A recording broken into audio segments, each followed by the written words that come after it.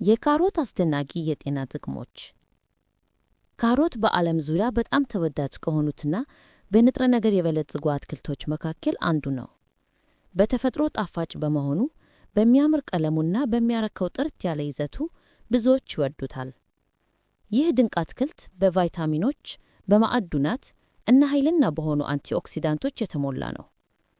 የዓይንን ጤና ከመጠበቅ አንስቶ የልብን ተግባርን እስከ ማገዝ ድረስ ለተለያዩ የሰውነት ክፍሎች ጠቀሜታ አለው። የካሮት የጤና ጥቅሞች። ካሮትን መመገብ የሚያስገኛቸውን 10 ምርጥ ጥቅሞች የሚከተሉት ናቸው። 1. ለዓይን ጤንነት ጠቃሚ ነው። ካሮት በውስጡ ከፍተኛ መጠን ያለው ቤታ ካሮቲን ይዟል። ቤታ ካሮቲን በሰውነታችን ውስጥ ወደ ቪታሚን ኤ ይቀየራል። ይህም ለጥሩ የዓይን እይታና የሌሊት ዓይነ ስውርነትን ወይም በጨለማ የማየት ችግርን ለመከላከል ወሳኝ ነው። 2. የሰውነትን በሽታ የመከላከል አቅም ይጨምራል።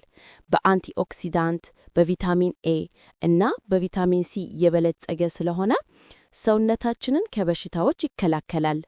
3. ለልብ ጤና ጠቃሚ ነው። በካሮት ውስጥ የሚገኙት ፋይበር፣ ፖታሲየም እና አንቲኦክሲዳንቶች የደም ኮሌስትሮልን መጠን በመቆጣጠር የልብና የደም ዝውውር ስርዓት ጤናማ እንዲሆን ይረዳሉ። 4. የምግብ መፈጨትን ያግዛል።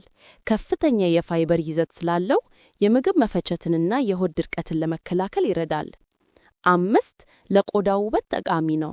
በካሮት ውስጥ የሚገኙ አንቲኦክሲዳንቶችና ቪታሚን ኤ ቆዳን ከጉዳትና ከእርጅና ይከላከላሉ። 6. ክብደትን ለመቀነስ ይረዳል። ካሮት ካሎሪው ዝቅተኛ ሲሆን በፋይበርና በውሃ የበለጸገ በመሆኑ ቶሎ እንዲጠግቡና ለረጅም ጊዜ የረሃብ ስሜት እንዳይሰማን ያደርጋል። 7. የካንሰር ተጋላጭነትን ይቀንሳል። እንደ ቤታ ካሮቲን ያሉ አንቲኦክሲዳንቶች የሳምባና የአንጀት ካንሰርን የመሳሰሉ የተለያዩ የካንሰር አይነቶች ያለንን ተጋላጭነት እንደሚቀንሱ ጥናቶች ያሳያሉ። 8. የደም ስኳር መጠንን ይቆጣጠራል። ዝቅተኛ ግላይሴሚክ ኢንዴክስ ስላለው የስኳር ህመም ያለባቸው ሰዎች በልበ ሙሉነት ሊመገቡት የሚችሉት ምርጥ ምግብ ነው። ካሮት ጣፋጭ ቢሆንም በውስጡ ያለው ፋይበር የደም ስኳር መጠን እንዲስተካከል ይረዳል። 9. አጥንትን ያጠነክራል።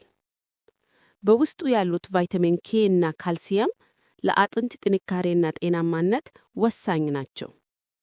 10. የአንጎልን ጤንነት ያሻሽላል።